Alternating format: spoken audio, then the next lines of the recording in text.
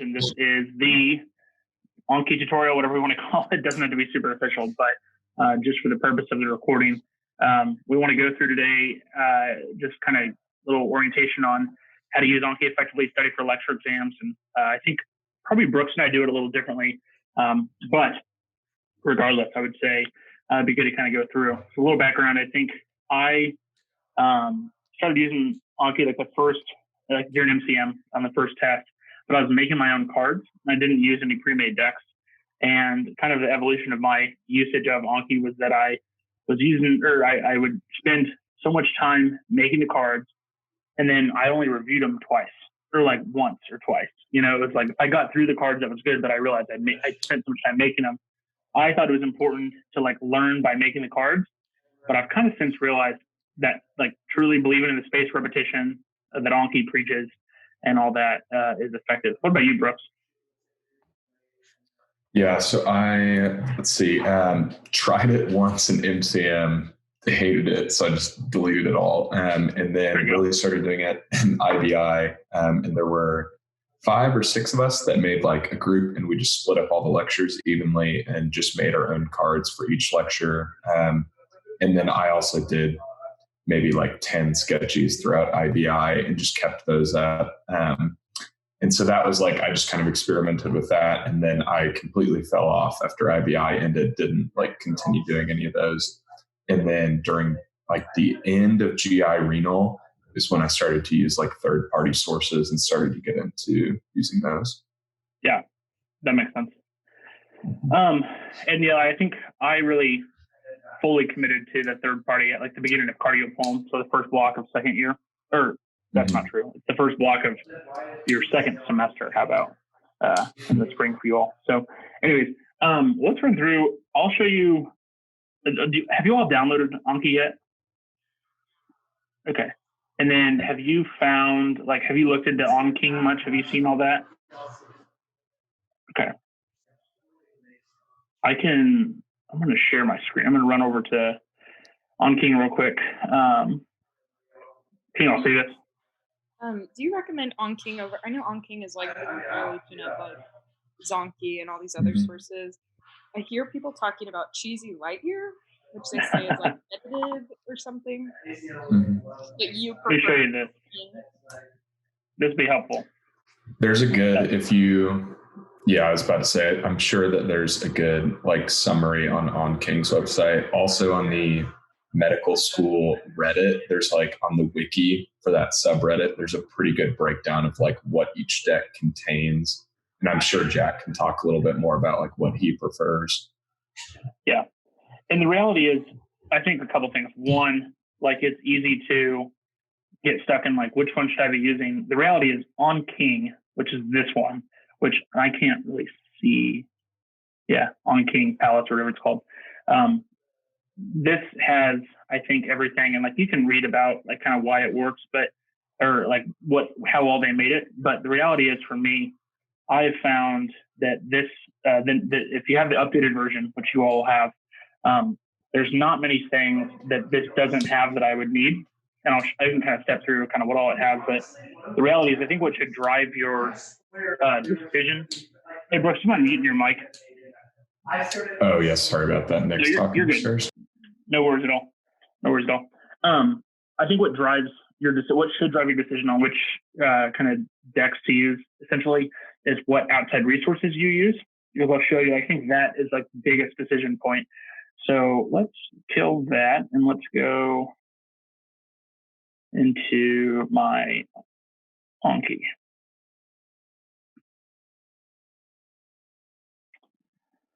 Okay, you all can see this, yep. Okay, so if I go, and by the way, just a quick keyboard shortcut, B, browse, it's awesome, best thing ever. So it's like you look through how, and this is OnKing for step 1, version 7, how this is organized. Like it's really best organized by the resources. So whenever it has a hashtag, or I suppose old people would call it a pound sign, that's the resource. So Boards and Beyond, for example. So let's say you go and you watch a Boards and Beyond video about immunology. or something like that. So let's find that video. So we'll go Boards and Beyond, Immunology, Basic, and I'll just go B-cell. This is the B-cell video. Clearly haven't done this, which is why they're all yellow, because they're currently suspended. Let me actually show you one that I've done. You can kind of see a better shot of this.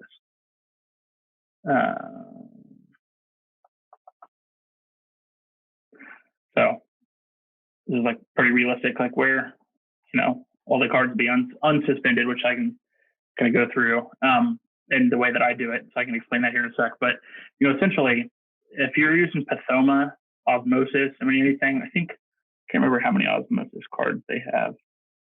I guess not too many Osmosis, but, if you use First Aid's really well covered, Boards and Beyond now really well covered, any of the sketchies are well covered, and this is Anki. So experiment if you want to. Certainly that wouldn't be an issue, but the way I see it is I am sticking to Anki because I'll show you why.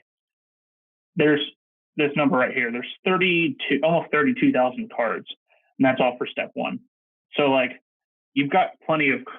It's going to be difficult to get those done as is, unless you're, Brooks or somebody who's just on top of their game like that. But anyways, I think with that, that's kind of how I make that decision. Brooks, do you have any other thoughts on my review count for today would argue otherwise. No, I think those were all really good points. I mean, I use OnKing too, just because I think it has everything.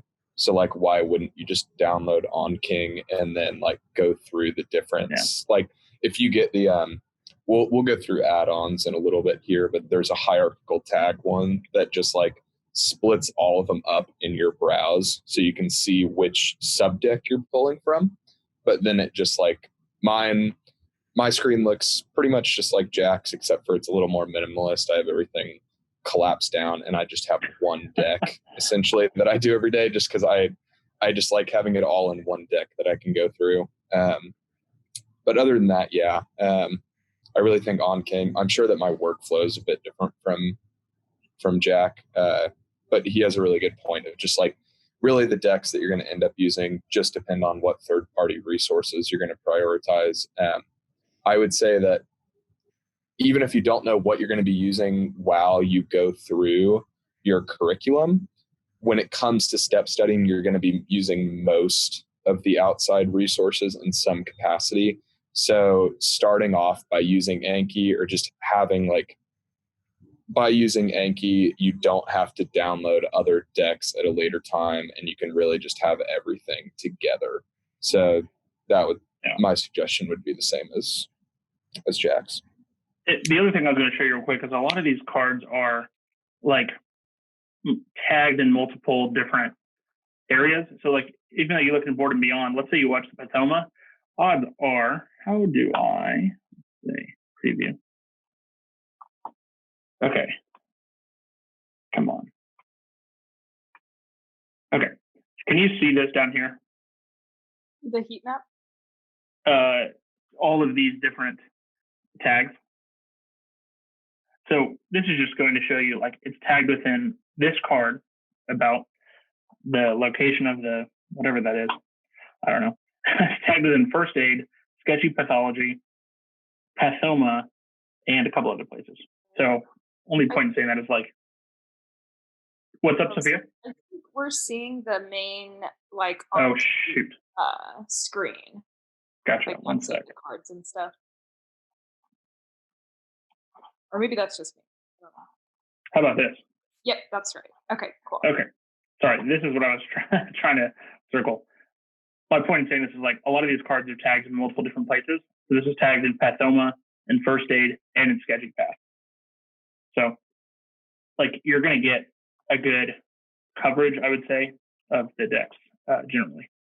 So let me go back to Anki. Sorry, the share is just a disaster today. Come on. One sec. So I think it would be easiest if I actually just went through and just kind of jump right into it, show you how I add these cards in them, show you my workflow. And I think that would like simplify a lot of things, and then you can ask questions from there. So I realize it's a little disorganized. It's kind of hard to think through how I wanted to do this. So my apologies. Okay, let's do this. So another note real quick before we get into that. So I think the critical thing here is that you're using outside resources, Boards and Beyond, Pathoma, Sketchy, things like that. Just going to throw it out there. I know there are certain people that maybe don't quite go to the source for those, and maybe there are videos that get passed around. I won't make any comments on that, but just to throw that out there, I think, what do you think about how a lot of people have access to these?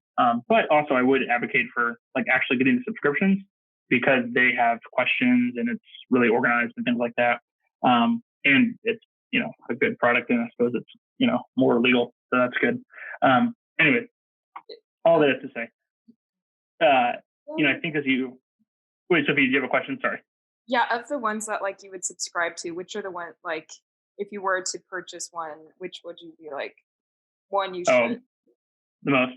Yeah. So my advice on that is do a couple free trials and do a couple examples and see what you like. Some people love Sketchy. I hate to say I really don't like Sketchy. I really like Boards and Beyond. And I love Pathoma. But some people love the Sketchy. Some people love Picturize. Some people love Osmosis. Like, you kind of got to see what suits your learning style.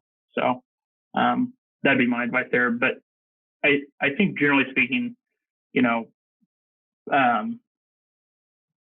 just, obviously, but for drugs and for microbiology, Sketchy is the answer, But for a lot of physiology, Boards and Beyond seems to be the answer. But then for a lot of pathology, Pathoma seems the answer. And I really don't differ. I really don't branch out beyond those three. Is kind of my thing. Brooks, do you have any other thoughts? I would really advocate for there may be other ways to find Pathoma. If there are, I don't know about them. And I'm also really big on Osmosis, just for like understanding general topics. There aren't really, like, to my knowledge, Anki decks over Osmosis, but I really like it as a service, and it has a like step calendar scheduler that you can use later on. And so I would advocate for Pathoma and Osmosis subscriptions like the most highly, but what Jack said was perfect. I would just get trials to everything every couple of weeks and see what you like.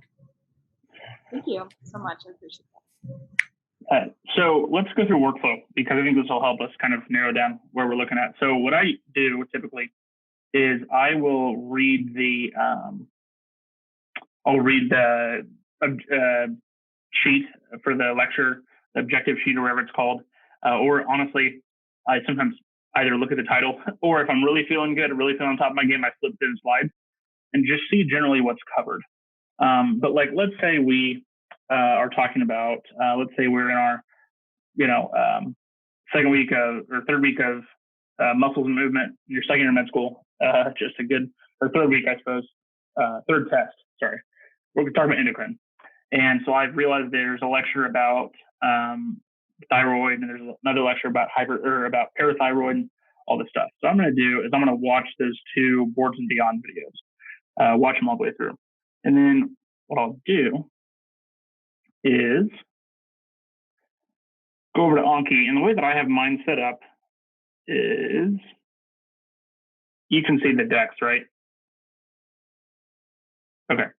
So I have a couple decks here. I have current Anki for lecture exams, just what it sounds like, A week, B week. And then the Q is if I'm feeling lazy and I didn't get my reviews done, sometimes I'll put things in there just so I don't mix them up. But I typically just use these first two. But honestly, most of the time I just hit this main deck and review them that way. And then I have all my K and C blocks, which is, I really don't organize it like I used to, but I've got, all the M1 blocks, M2 blocks. And then I typically make a new deck that's not it's not a sub deck or anything, called exam, whatever the current exam is, so that I can just find it easier as I'm typing for some stuff. But anyways, I'll add this back into my M2 blocks here this afternoon. Anyways, and then I have this review for step one, which is essentially where my cards will go once I've reviewed them, where my on-king cards will go. I'll explain this in a second. I know it's a little confusing. I'm just going to go through all these. This is the home deck for on-king and Lightyear. I don't really use Lightyear anymore, but I still have it. These are other lecture decks that I had messed with early on, but I didn't like them. And this is medical Spanish terminology, which I haven't done in months, so I'm terrible. Anyway, so what I do is I'm going to actually share my browser screen. What I do is, you can see the browser screen, right? Okay, so I go through here and I just watched this video about the thyroid gland. So what I'm going to do is select all these, Command, if you're on Mac, A, and then I'll make sure that they are unsuspended.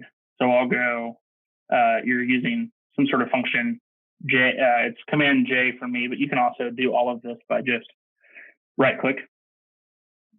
So you're going to suspend or unsuspend. And let me back up and say, sorry, this is confusing. Let me back up and say, until I look at them, all my cards are suspended. And the suspended card does not show up in your deck. So if you have a card that's suspended and you are setting a deck and you go and review that deck, if the card's suspended, it's not going to show up. So you have to unsuspend any cards that you want to see. So these are all the cards in the thyroid gland video. And what I typically find is that it covers the lecture pretty well. There might be some extra stuff in the Boards and Beyond video that was not, or in the Pathoma video that was not in the lecture. There might also be some extra stuff in the Pathoma video that was not in the, or there might be some extra stuff in the lecture that was not in the Pathoma video, which I'll get to in a second. But big picture is, I know people that only unsuspend cards that they that were discussed in lecture. If you're feeling overwhelmed by your card load, certainly that's a good way to do it. In which case you can go through, okay, he talked about Riddell, he talked about Hashimoto, but he didn't talk about the Jod-based style. So you can leave these suspended, for example. But anyways, what I'll do then is I'll take these and I will add them to, can you see this window? Hold on. We're currently seeing like the sort field with all the cards. Okay, how about this? This will be better now. You can see that, right? Mm-hmm. Okay. So,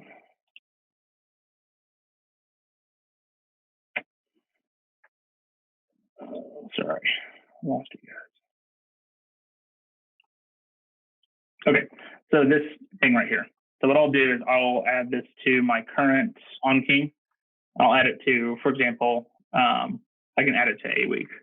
And then what will happen is those cards will show up here and you guys can still see the decks page, right? I changed my share from sharing specific windows to just sharing this desktop, so this should be a little easier. So I'll have it in here and I can see, then now it's in the current deck. So what I'll do then is do these cards every day, going up to the exam.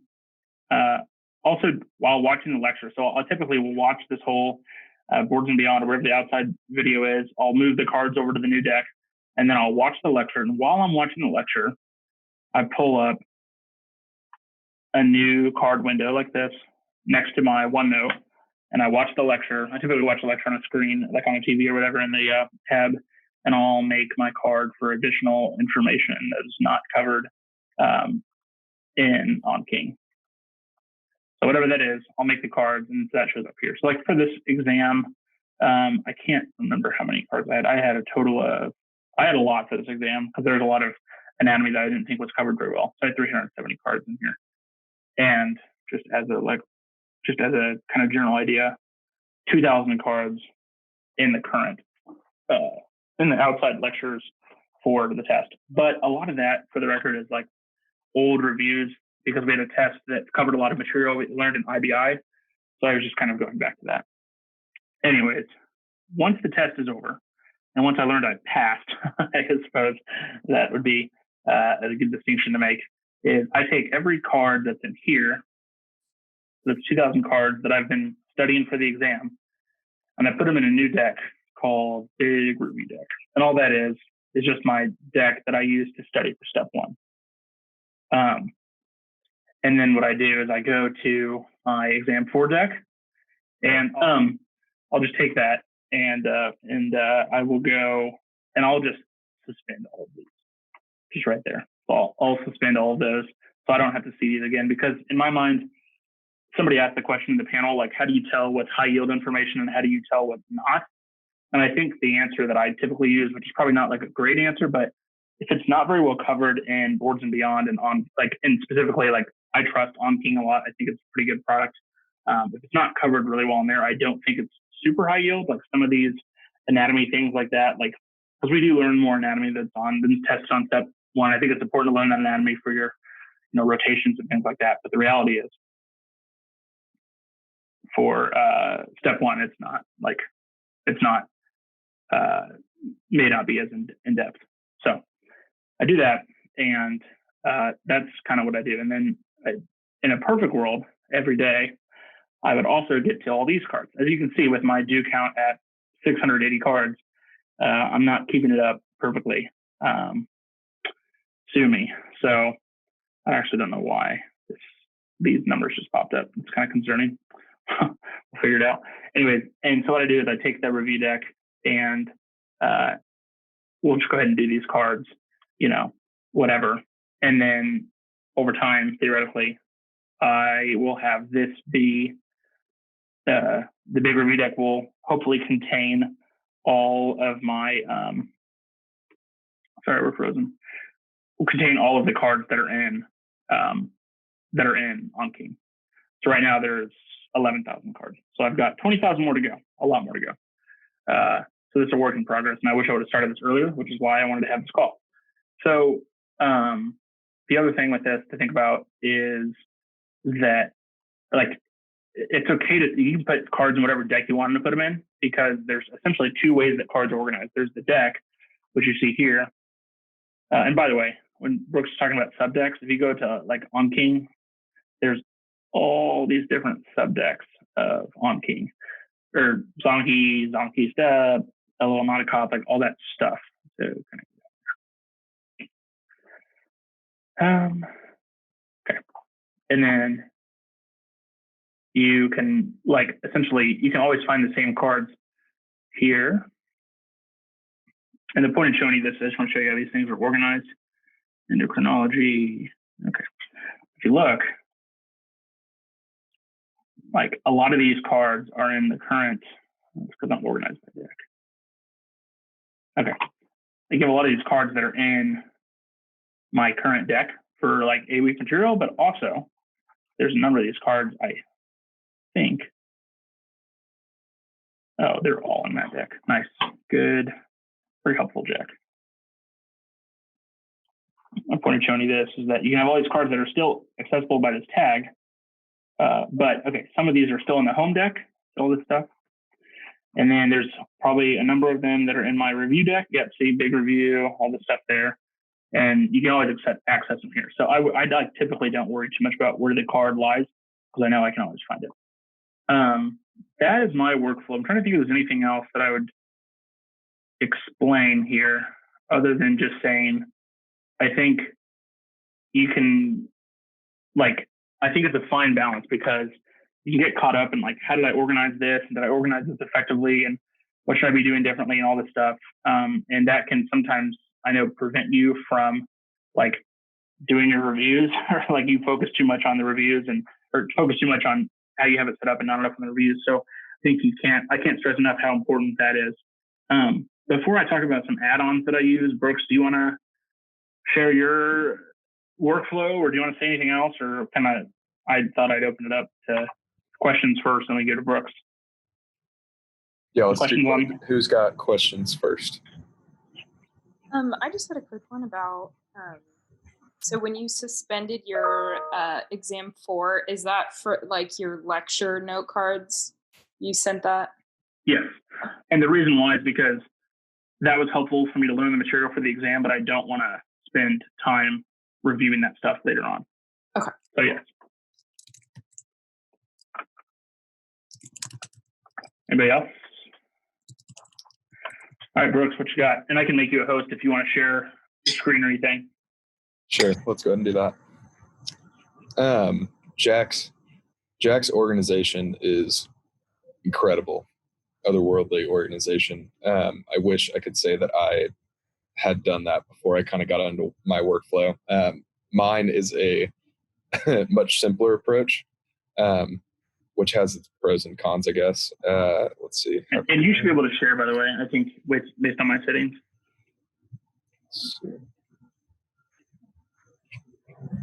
And for the record, like, this is not something that I just happened to stumble upon or like happened to just create as like a first semester. Like this, I didn't really get into this groove until this summer. So don't feel like you have to do any of that. I really appreciate though both of your guys' input on this. This is really, because like I also want to like utilize Anki to the best of my ability, and so this is very helpful. I really appreciate it. Well, I appreciate it. I appreciate your interest. And something I should have said earlier actually is I think the main reason why I use this is so I can stay organized. Like I think big picture for me, this helps me be a successful student, which I think like you can get into the whole, you're studying for STEP or whatever, but like big picture, it's my organization portal. So sorry, Brooks, all you. No, good. Yeah, that was a really good point. Like this helps me study for tests. I realized like it takes a lot of the stress off of, I was trying to balance separately, like starting STEP studying and doing school stuff. And the way that I kind of do my stuff now helps me do both at the same time. Okay, so for mine, I think the biggest thing that like Jack said, but just to, I don't know, drive home if you guys like haven't downloaded decks and stuff yet, like really just the bare basics of getting started, download whatever deck it is you want, suspend all the cards in that deck. And the way that you can do that, I'm not going to do it, but the way that you do that is like, this is my On King Step 1 deck. So you would go to the tag that has the entire deck. You would click on one and then Control A or Command A, and then Brooke, I'm J. still seeing your desk or your decks. Oh shoot. Sure. So what I did is when I hit share screen, I shared the desktop page instead of the app. Okay, I'll go do that. And also, Brooke, thanks for explaining this because I realized I kind of glossed over that. I think your life will be a lot easier if you keep everything unsuspended until you address it. So yeah, that is that working now? Is it on the? I'm on browse now. Is it showing it? Yep, looks great. Okay, yeah. So if you click this on, if you do On King or whatever deck it is, if you click the tag over here on the left, and then you would just select all the cards here, and then suspend all of them. And when they're suspended, they're yellow. So then like this card right here is unsuspended. So then if you open up On King, or I'll go back to my home here. My home is pretty simplistic, but basically I just lump all my cards into a single On King deck. And I just first thing every morning get up and do them, except for evident by this test days. So normally I would get up and just do all the cards in this deck together. I don't really have a really cool incorporated workflow like Jack does. For me, it's just a little bit simpler if I get up and do all of them in one deck. So if I browse here, same thing as Jack, pretty much. It's kind of minutia a little bit, the order that you go in, but I would, probably go watch lecture at 2 times speed and then watch a B&B video over it, go into the tag on, whatever the B&B video is all the way down here, and then select all these, unsuspend them all. And that just adds them into your deck, and then go in and do the new ones. So that's pretty much mine in a nutshell. I I could go on and talk for a lot longer about stuff that Jack already has, but it's pretty much the basics. And I would say one thing about that, I think when Brooks talks about, watching the lecture versus when to watch all this stuff, I think part of the reason why I like to do the outside video first is because, I would just call it outside video, whatever the resource is because I like to, learn it from, let me be clear without being disrespectful. I think that sometimes Dr. Ryan in Boards and Beyond or Dr. Satar in Pathoma are sometimes better teachers, better explainers than some of the lecturers that we have. And that's no disrespect to any lecturers other than just to say, there's a reason why these products are so successful, right? So Anyways. And just to give just real quick to give Perfect. A quick overview of my workflow in 30 seconds is I open up the lecture slides. I see what the topic is. Osmosis is really easy to digest, big, broad strokes. So I watch osmosis on whatever the topic is. I watch the lecture on 2 times speed, just take notes down on the high yield stuff that the lecturers give us. Then I watch the B&B, Pathoma, stuff like that, unlock those cards. And then typically the day before the exam, I go back through the slides and I look at the notes that I took down for what's high yield. And that's basically my workflow in 30 seconds. Yeah, and I can clarify mine as well, just for that record. I don't take notes, really. I make a card if it's not covered in Anki, and if I think it's important, which I think you get better at over time. That's a tough skill. But I don't study outside of Anki. So I do Anki, and once I get all those done, I take the formatives, and I'll make a couple cards based on, I think the answer is obviously explanations of the formatives are super important, right? They tell you essentially what's going to be on a test. So I'll make a card about that or so, and I'll do those cards. But my test morning, this morning, for example, I did a couple hundred cards, and that's about all I do. I don't, go through slides or anything. Sometimes if there's a picture I want to see, I'll take the slide in OneNote and stick it on a new page or whatever, just called a review page. But the reality is that's kind of the organization component that is important about Anki that Brooks and I both are trying to emphasize, which is that it organizes your study. So we talked a lot about workflow. Do you have questions about workflow? Does anyone?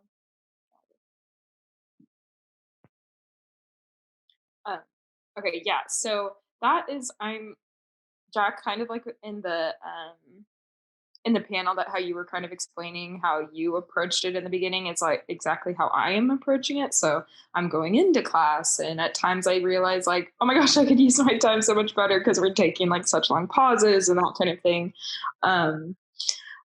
So I want to learn how to be most efficient, and also I'm making my own cards within Anki, and that really does take so much time.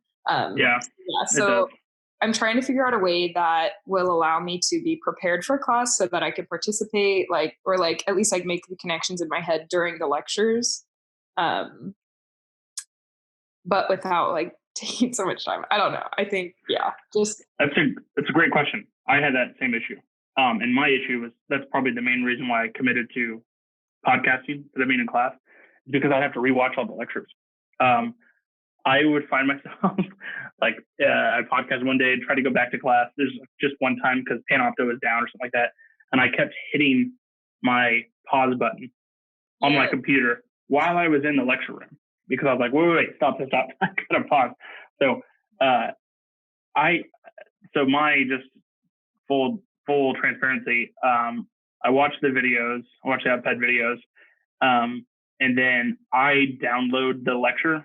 So rather than looking at it on Panopto, I think Panopto is not a great system in my opinion. It's kind of laggy on my computer, which is a dinosaur to begin with. But so I download the video and I play it in VLC video player, and I typically play it at 2.35 speed. It's my sweet spot. There's some lectures that get going pretty fast, and I have to slow them down. But there's a lot of lectures that at 2.35 speed, it keeps me engaged because if it's too slow, I'm going to get on my phone or something like that. So some of this is just knowing my own weaknesses, because that's a weird stat. I watch lectures at 2.5 times speed, and everybody's oh, that's cool. I'm no, it's because I'm inept and can't focus otherwise. I don't have the attention span for an hour-long lecture.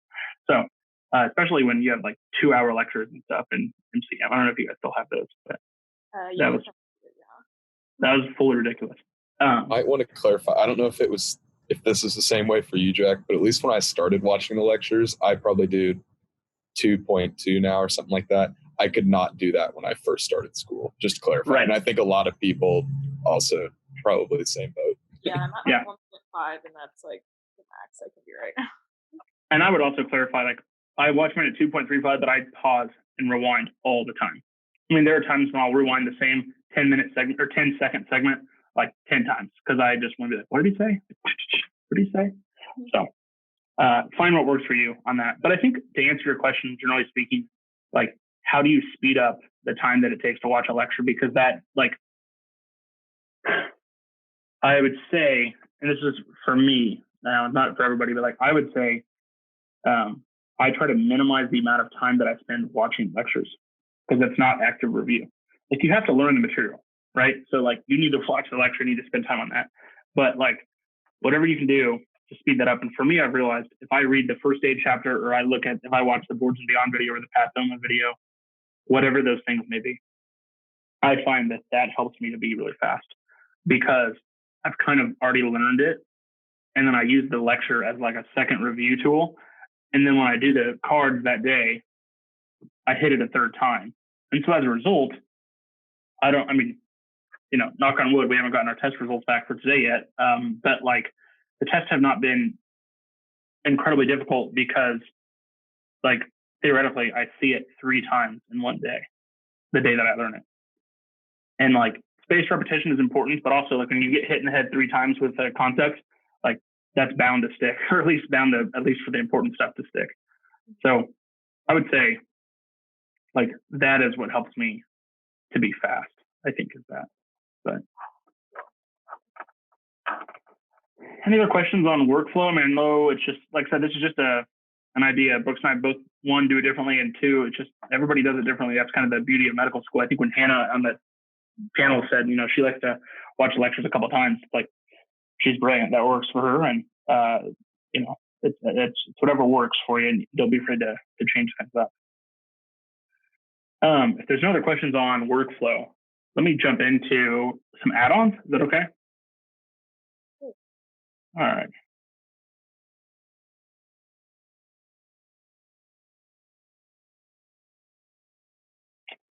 Add-ons are just basically mods for Anki. Yeah. Yep. Okay. You can see Anki. All right. So you find your add-ons by going Tools and Add-ons. So some of these are like, I'll send you guys this link, but some of these are add-ons that have been recommended by Anki. So where is it?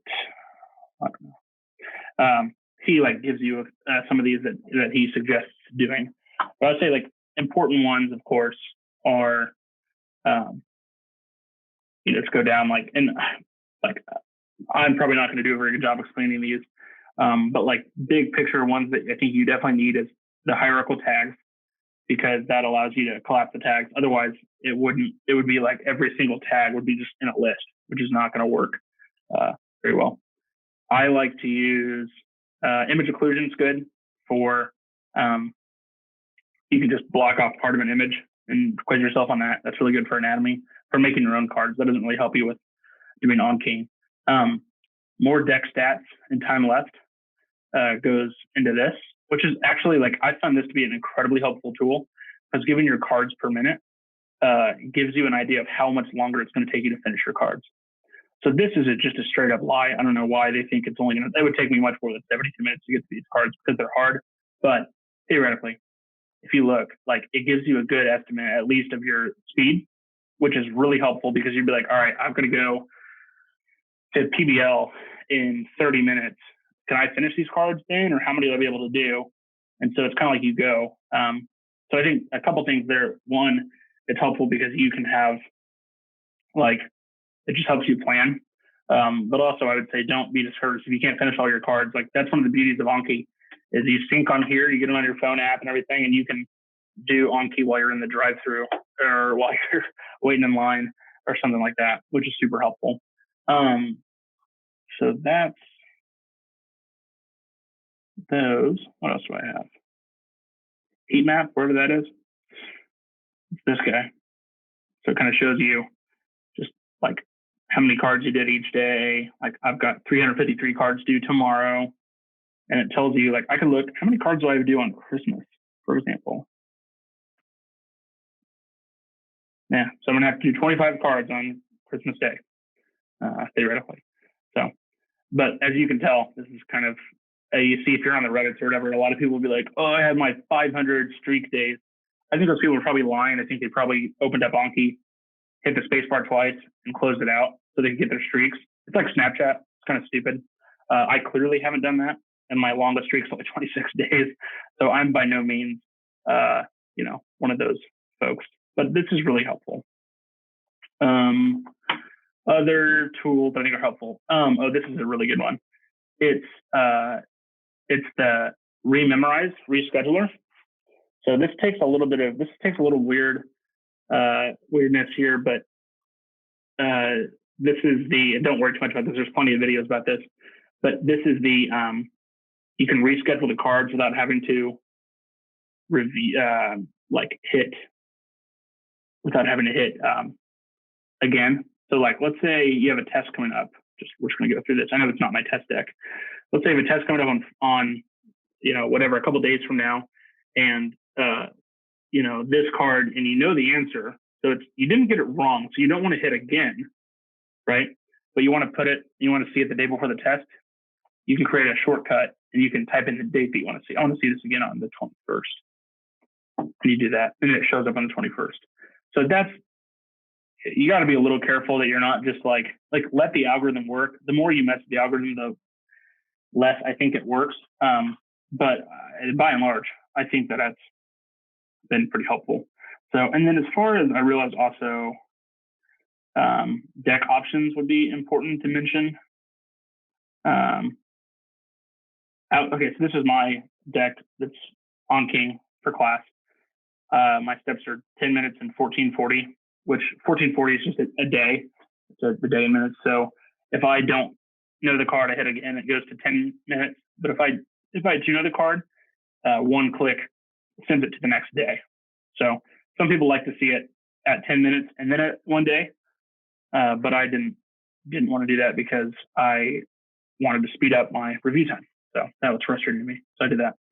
I don't know. I haven't really done any research in all this. Brooks, if you have anything, let me know. I don't really know kind of what all these are. I would just say make sure your new cards are as many as you want them to be. Some people like to limit their number of cards per day. I wouldn't change these. I wouldn't change your E's. Reviews, you can change your this is a good one, maximum interval. So theoretically, what you could do for this deck is change the maximum interval. That's like the number of days that you'll kick the card out to, kick a mature card out to. So, and these are what happens if you lapse, shows up again in 10 days or whatever, or 10 minutes. So you can mess with those. I don't have a great answer to how to maximize that.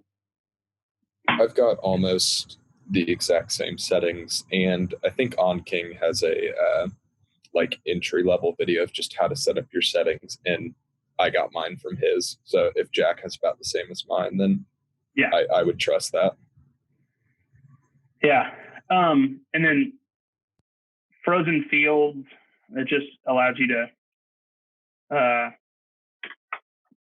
you can hit this new card is here, and then it'll makes it freeze. And you can just, if you're doing some pretty similar things, you can just make these changes quickly like that. So that's helpful to use. What else? And then if you get really into it, I don't mess with a lot of this. I think, once again, this goes back to my theory that a lot of people mess with Anki a lot and don't actually do their cards. And I'm certainly guilty of that some days as well. But all these coochie add-ons are actually located in a preference tab. And what they do is they randomize the cards, because I think that the default setup is that your new cards are, I don't know what the default setup is, but sometimes you feel like, if you add 100 cards for a lecture and then you have 400 cards in the deck for the whole day of lectures, when you go and do them after the lectures or the next morning and you go through them, you're like, oh my God, I'm so tired of hearing about the same small segment for 100 cards in a row. So this shuffles them, which is good. It's how the test will be anyway. And this shuffles the review cards, but you can change it up if you want to have, certain cards come first or whatever. You can figure all that out. But that's kind of some more Add-ons, I'm trying to think anything else add-on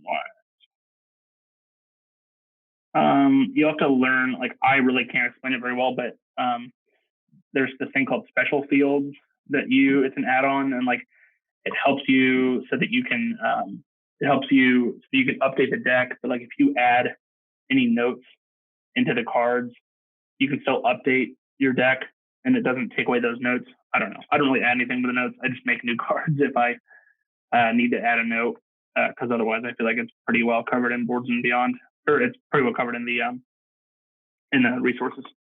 So do you have the put all? Do you have the put all first add-on on there? I didn't know if I was. Yeah, I have it disabled for today, but okay. Is that what you're talking about? Yeah, that was the only ones that I was really going to emphasize. I mean, Jack talked about the big obvious ones that you definitely need, like tags and stuff like that. I'm big on the hoochie ones. All the hoochie ones just essentially shuffle your deck so that the cards you're seeing are random and you're not getting like a block of the same subject in a row. And the difference between baby, mama, and papa is just like one of them's for your new cards that you're adding to your deck, one of them's for your reviews, and one of them's for something else. And then that put all due learning cards, just make sure that the cards that are due like today that you've just started incorporating into your deck are first. And so like, let's say you have 300 cards to do a day, but for some reason you can only have time to do 150 or something. It makes sure that you see those first, because theoretically those are like the most important for you to review that day. Yeah. That's all I had to add on that. No, that's a good point. And I'll do that. Like sometimes if I am like on test day or whatever, like, and here's the thing, like you got to make Anki work for you, right? Like if you, for whatever reason, can't, keep like your cards, or can't, stay on top of the cards every single day. And because everybody's different, everybody's got different styles, whatever. There's plenty of ways to like adjust and things like that. But the reality is Anki works best when you do your cards every day, on your birthday, on Sundays, on Christmas, like kind of whatever it is. And because the benefit to that, and this is obviously emphasized really well in these Anki videos and whatever you hear all the time. And it's really like, I know nobody wants to hear it again, but I'll say it again because I think it's important to think about, is so I just did 2,000 cards for this exam, 2,000 cards in this lecture. A lot of them were over the course of 2 weeks. Sophia, I saw you go, whoa. Like for a lecture? That's over the course of 2 weeks. And a lot of those were review. I don't know how many new cards I had overall, but maybe anyways, a PhD lecture. Yeah, exactly. But when I get to, like on test day, when I hit the button to like, it'll send it off for like another 7 days or 20 days or whatever. If I do it in 20 days on the 20th day when it's due, like then it gets even longer. Then it gets 2 months and then it's 6 months. Like I have plenty of cards that I won't see again until literally March, because I've sent them off that far because I knew them. And so it's like the only reason you know that is if you saw them multiple times. So that's the spiel. And that's kind of what I had, at least on my agenda. Am I missing anything that I said I'd talk about? I've got 2 things to add, but I'll let questions go first. Yeah. Any questions about what you heard? I'm sorry, I know this is a terribly boring. No, I do. Just to kind of better understand this idea. So like, essentially you have one deck for each exam. That's like a large pool of them. So the way that I approach it, because I'm making my own cards, mine are all very specific to the lecture. I know which ones I'm hitting, which day, so on. So in this instance, like, because they're like all mixed together, you just like make sure that you go through them all. I guess that's kind of like, I'm kind of confused on like the cards that are due. Like, what does that mean exactly? And how those are decided within like, yeah. That's kind of where I'm like. Great question. That has nothing to do, like you don't determine that. That's the algorithm of Anki. So some of it's based on your settings. But theoretically, like, you know, if your settings are essentially like where you have your review or like review, so there's essentially three, actually, hold on, this will be really helpful. I'm just going to go back into Anki. We'll do a couple of cards and I'll show you this.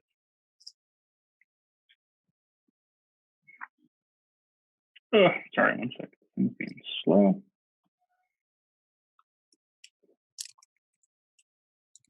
Oh, here we go. This is perfect. All right, so this is actually a card that I made for this exam. Oh, I should probably mention flags. That's another good thing to mention, which I can talk about here in a second. This little blue thing. But so if you look down here at the bottom, your blue cards are your new cards. Your orange cards are your learning cards. And then your green cards are your review cards. What that means, new is the first time you've seen them. Orange is the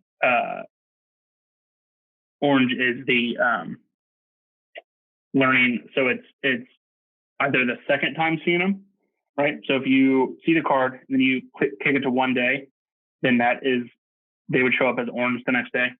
And then orange is also if you lapse on a card. So if you have a card that goes out and you forget about it the third time you see it and you hit again, it'll stick it back in learning. Brooks, you probably know more of the details on that. Is that fair? Yeah, there's a small wizard inside your computer that will tell you when to do cards. Basically, I think that's pretty accurate. Like, it's just blue is new. That orange is like learning due cards. So like learning due just means they're due, but like Jack said, it's either your first or second day or you've relapsed on them. And then the green is like longer than those first 2 days essentially, but that's just your normal review category. And every time you see a card, you're adjusting the ease of it. And the ease is what determines. Okay, you see this? Like all these eases are different.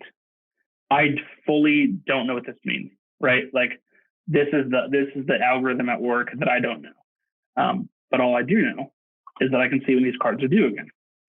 And you can tell, like the ones that are due sooner have a lower ease, and the ones that are due in March 2021. We're seeing your deck screen, by the way. Is that what you're talking about? No, sorry. I was trying to show you this. Or at least I was.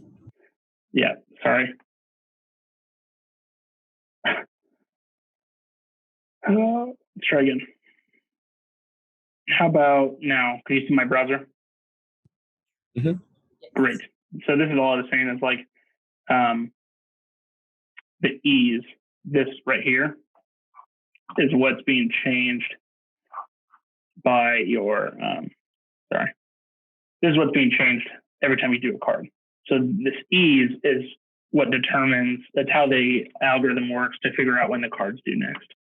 Like, and the reality is this sounds ridiculous, but like it's a pattern. So like, if you get the card right, it goes 1 day. If you get the card right after that, it goes 2 days. If you get the card right after that, it goes 5 days or whatever. Like, you know what I mean? But then also like you can do a card that you've had for a while and you'll have options of like hard, easy, or hard, good, easy, or whatever. And that can like, it'll give you the option of how many days do you want to kick this out essentially. So you can kind of make that decision. So anyways, tags. So, or flags. So as I'm going through, and this is like, I typically do this only for lecture stuff. As I go through cards, I will like identify cards that are difficult for me or like minutia that you want to be sure to remember for the lecture day. So like, for example, I was having a really tough time, Brooks, don't laugh, understanding like these eye muscle cards earlier in the week. And so what I did was whenever they came across my review, I would hit Command 2, which is the orange flag.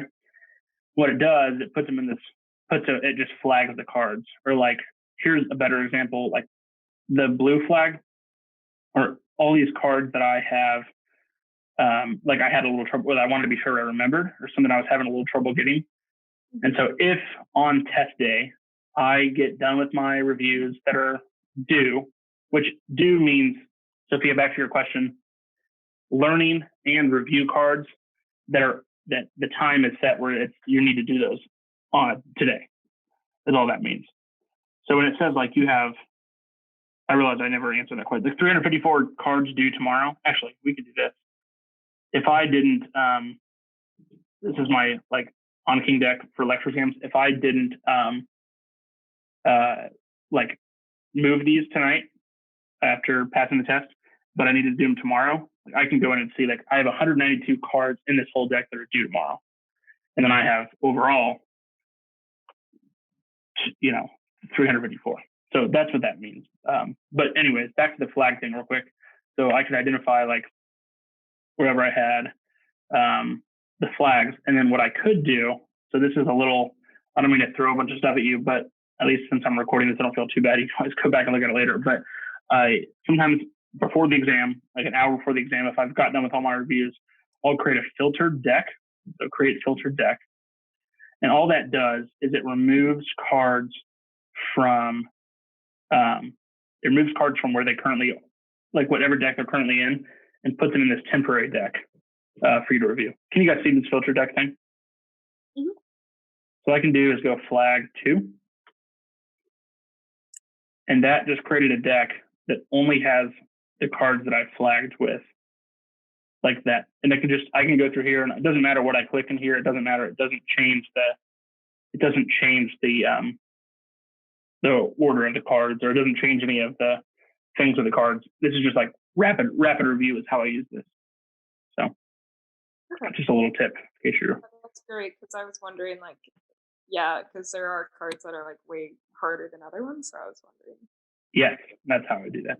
And also, when it says cards due today, does that mean you have to do them by today, or those are the cards for that day?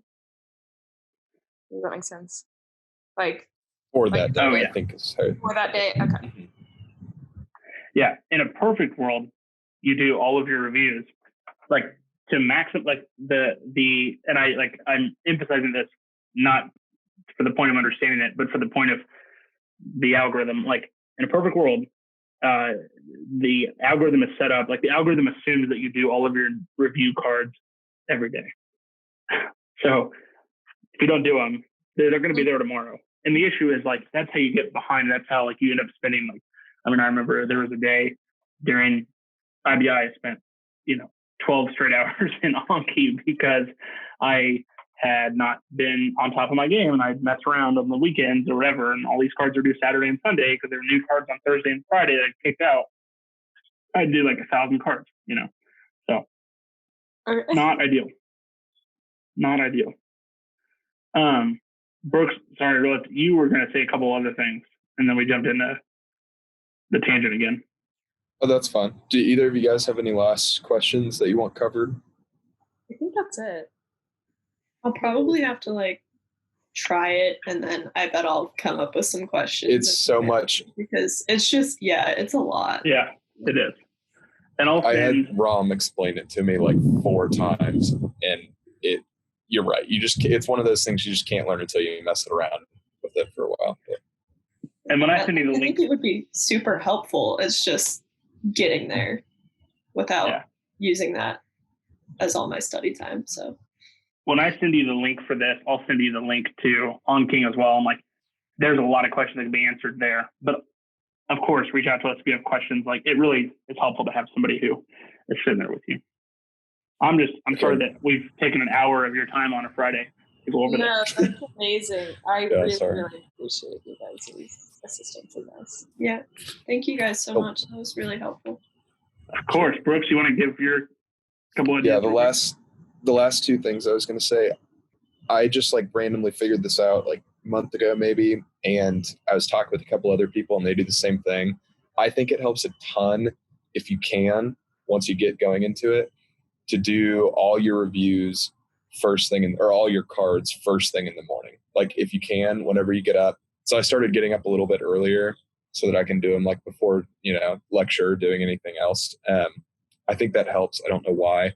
The second thing is, this is a little bit more advanced, but it will help you once you get like 400, 500, 600 cards a day if you do have it. A lot of people that I know, you can remap a controller, like any type of controller. I use an Xbox controller because I have an Xbox laying around. But you can remap the buttons on them, and it sounds complicated, but it's super easy. It's just OnKing has videos on it. It's just one extra app that you download to your computer, and that way you can just have like, I don't know, I swear it's getting like carpal tunnel from like having my wrist on the space bar and hitting the space bar so many times. It just makes it a little bit easier and closer if you have a controller that you can do that with. And I think that helps speed my reviews up some. But those were the last two things I was going to say. So. And I have two other things actually on timing now that we're talking about that. Brooke's absolutely right. Doing it in the morning, I think that's really helpful. And it depends on how you end up approaching lectures, but sometimes I have meetings in the morning and stuff. But if it's just a normal day and lectures happening, like I said, I don't typically like to use Panopto, and it takes about 20 minutes for the video to render available for download. So I theoretically every morning have until 10:20 a.m. to do my cards. And that sounds like a specific time, but it is the predictable kind of thing. So you got to think through some of those things. And the other thing is I'm a super strong believer in the Pomodoro method. I don't know if Brooks ever do that, but have you guys ever heard of that? It's like, so it's based on, I don't know what it's based on or like why it's even called. I literally thought Pomodoro was like a sauce you put on like a sandwich or something like that. So I don't really know what it is, but it's just a timing thing. So you work for 25 minutes, then you take a break for 5 minutes. And then you work for 25 minutes, you take a break for 5. You do 4 sets of 25, Brooks? Yeah, I mean, however many sets till you're done. Yeah. But like, point is, if you have to like work, if you do this like all day on like, if you have like a ton of stuff to learn or review, you could do that. You take a 5-minute break. The point is like your phone's away, everything's, out of your thing, and you're just doing Anki for 25 minutes. You'll be amazed how much quicker the cards get done. Because I find that if I don't have like a set, like, if you have 1,000 cards to do, you're not gonna get those done in one sitting. There's just no way.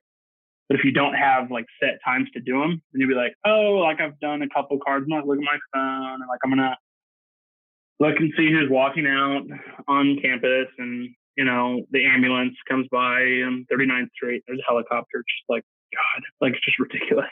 So I think finding ways to do that. And so if you can spend 25 minutes, you'll be amazed by how many cards you get done in 25 minutes and just knock it out. So these are things that I wish I would have thought of as a first-year medical student, but certainly not anything that you need to worry about. Like, I think anything that you do to kind of think through some of this and try to get yourself organized, the better. But there certainly is not a fire under any of you, like you know what I mean? So you're in such a good place. And that's, I think, what M1 is about, and that's especially what IBI is about, in my opinion, is how do you organize a lot of material? There's a lot of material in IBI, and there's a lot of material in MCM too. But there's a reason why there's 2 full years of med school before you get into having to study for these board exams. So, any questions for us? I'm sorry we just talked all the time today. Sorry, just one quick thing again. So like if you're doing your cards for that day's lecture, but you have them all pooled into one, how do you designate the cards that you have pulled to be for that morning so that you can be like reviewing before you watch lecture? I don't have a way to do that. Oh, okay. I don't have a way to do that now. But I think reviewing before the lecture, so let's say you watch Boards and Beyond and then you go to the lecture, and the lecture is about that topic you just watched this morning, I typically don't do my cards until after the lecture. Oh, okay. So like being prepared for the lecture would be just watching the video. If you wanted to, I suppose you could use like, I saw I had like A week, B week, and I had Q. You could have like a Q that you have just to like hold it aside. But the reality is like, I think it's good to have your cards like in a big deck, and like more randomized your review can be the better. I think there's some research out there about how that makes your brain create, pathways, but then also that's how the test is, right? The test is going to be random question after another. Like typically, although today's were nice and grouped, Brooks, I don't know if you experienced that as well, but most of them aren't. I was freaking out like halfway through. Yeah, I was worried. Yeah. Well, there was a couple questions that, I mean, maybe that had like the right answer, like the same answer, 2 questions in a row. I was like, oh God. But anyway, so, and I think for board purposes, like I think it's pretty random. And so I think there's value in just having one big deck and just taking whatever comes across. But certainly if you want to do something to prepare for the specific lecture, that'd be a good opportunity to utilize a filtered deck maybe. Or the other thing, I hate to say it, but if you do all the cards in the morning, like before, then you'd be in a good spot going into the lectures. But that's a good question. I'm sorry I don't have a better answer to that. No. Yeah, I just was wondering. I thought that's how like you guys were doing it, so that's why I asked it. But okay, I get it. I see now. Yeah, that's kind of like why I just do that single big deck. It's like I probably wouldn't be as motivated to do my board cards. Like I would just do my lecture cards and then like be lazy. And so by lumping them all into one big deck and randomizing them, it forces me to do that every morning when I do my lecture review too. So, and I'm the opposite. I hate doing my own cards because they're so terribly made. I mean, they have cuss words in them and everything else, as you saw. Oh, I guess I should say those are my lecture cards are board material cards, but I get what you're saying. Okay, yes. Well, then I certainly agree with what you said because I freaking never get to my review cards because I'm always trying to get the cards for the current exam done. So remember to enjoy life. You know, having dinner with your family or, petting a puppy is more important than the 500 Anki cards you can do in that time period. So, but I'm thankful you guys are interested, and hopefully we're able to answer some of the questions, and hopefully this was helpful. I'm going to save this video. I'm going to upload it to YouTube, just a private video, because there's a couple actually people, Brooks, in our class that were like, "Wait, you're doing that tomorrow? I want to watch it, or I want to see it." So a couple of people might be looking at this. So, awesome. But anyway, well, thank you so much. Really do. You bet. Yeah, you bet. It was really helpful. Email us with questions, and this is a collaboration. The medicine's a team sport. We'll figure it out and help you through those things as they come. So don't be strangers. All right. Thank you so much. Yeah. Thank you. Yep. Have a great weekend, everybody. We'll see ya. Bye.